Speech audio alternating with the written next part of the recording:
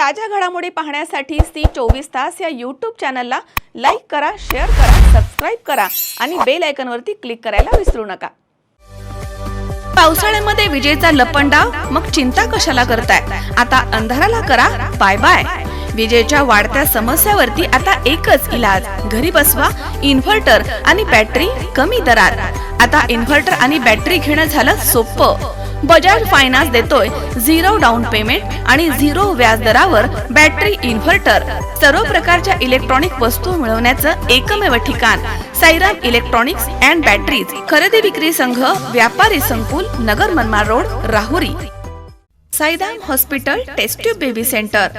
मी doctor Swapnil Mane, स्त्रीरोग, वंध्यत्व व दुर्बीणद्वारे शस्त्रक्रिया तज्ञ। आमच्याकडे दुर्बीणद्वारे शस्त्रक्रियेसाठी लागणारे सर्व अत्याधुनिक उपकरणं अवेलेबल आहेत।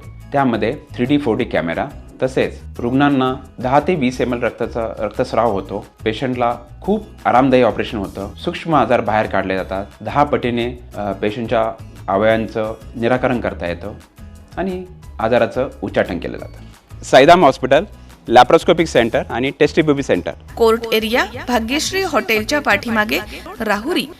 श्रीगोंदा कृषी उत्पन्न बाजार समितीच्या कामकाजामध्ये मोठ्या प्रमाणावरती गैरव्यवहार केल्याचा ठपका ठेवत जिल्हा निबंधक गणेश पुरी यांनी प्रवीण उर्फ अतुल लोखंडे यांच्या विरुद्ध काढलेल्या अपात्रतेच्या निर्णयाला मुंबई उच्च न्यायालयाच्या औरंगाबाद खंडपीठानं स्थगिती दिली आहे। या संदर्भात बोलताना प्रवीण उर्फ अतुल लोखंडे यांनी सांगितलं की स्थानिक राजकारणाच्या दबावापोटी काही गोष्टी घडल्या। न्यायव्यवस्थेवरती विश्वास असल्यामुळे न्याय मिळणार हे नक्की होतं। याआधी ज्या पद्धतीनं बाजार समितीचं कामकाज सुरू होतं त्याच पद्धतीनं काम करत यापुढे समितीच्या नावलौकिकामध्ये भर घालणार आहोत। माझ्या संघर्षाच्या काळात आमचे सर्व संचालक आणि नेते मंडळी यांनी निपक्षपातीपणे माझ्यासोबत राहून आजपर्यंत माझ्या माध्यमामधनं समितीमध्ये झालेल्या चांगल्या कामाच्या पाठीशी उभे राहिले आहेत। याबद्दल सर्वांचे आभार लोखंडे यांनी मानले आहेत। जिल्हा उपनिबंधकांनी कारवाई केली होती हे अगदी बरोबर आहे। आपल्या बाजार समितीच्या कामकाजात काही गोष्टीतल्या अनियमिततेचा मुद्दा करून त्यामध्ये बाजार समितीच्या एका संचालकांनी त्याबाबत तक्रार दिली होती। त्याबाबत तालुका सहाय्यक निबंधक यांनी एक अहवाल दिला होता। त्या अहवालाच्या अन्वये मला त्या ठिकाणी अपात्र केलं होतं संचालकपद। मात्र त्याच्या विरोधात मी नाशिक येथे जॉईंट रजिस्ट्रार यांच्याकडे अपील केलं होतं।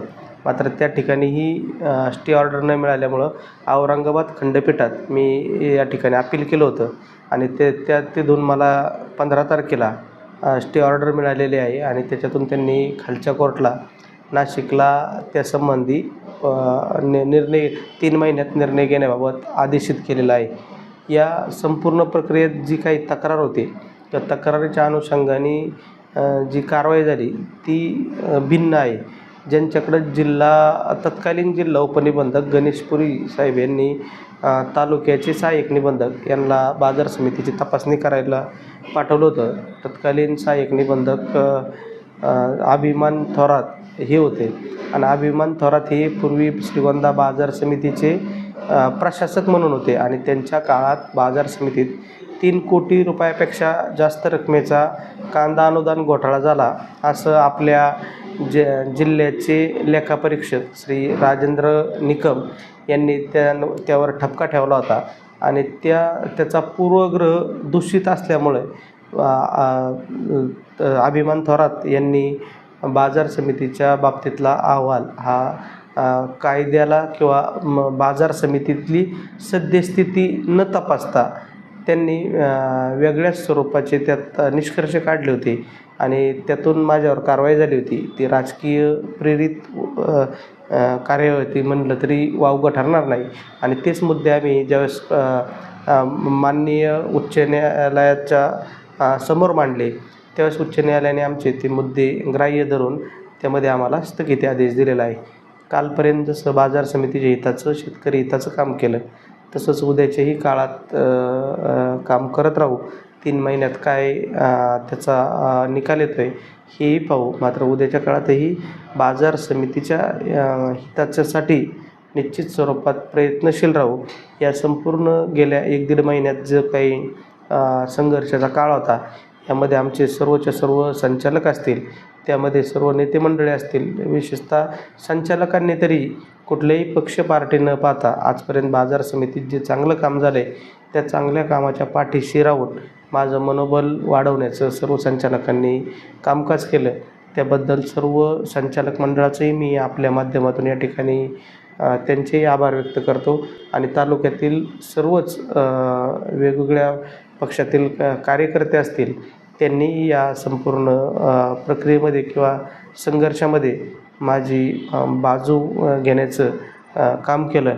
त्यांचंही या ठिकाणी मी आभार व्यक्त करतो आणि आपले संपूर्ण सोशल मीडिया असेल किंवा वृत्तपत्र असतील, इलेक्ट्रॉनिक मीडिया असेल, प्रिंट मीडिया आणि इलेक्ट्रॉनिक मीडिया या सगळ्यांनी जी काही कायद्याच्या चौकटीच्या बाहेरची जी सत्य बाजू आहे ती फोकस करण्याचा निश्चित स्वरूपात प्रयत्न केला. त्याबद्दल त्यांचे सर्वांचे मी या ठिकाणी आभार व्यक्त करतो. थांबतो रामकृष्ण हरी. सुहास कुलकर्णी, C24 तास, श्रीगोंदा. ताज्या घडामोडी पाहिजेत तर मग C24 तास या आपल्या यूट्यूब चॅनलला लाईक करा, शेअर करा, सबस्क्राईब करा आणि बेल आयकॉनवरती क्लिक करायला अजिबात विसरू नका.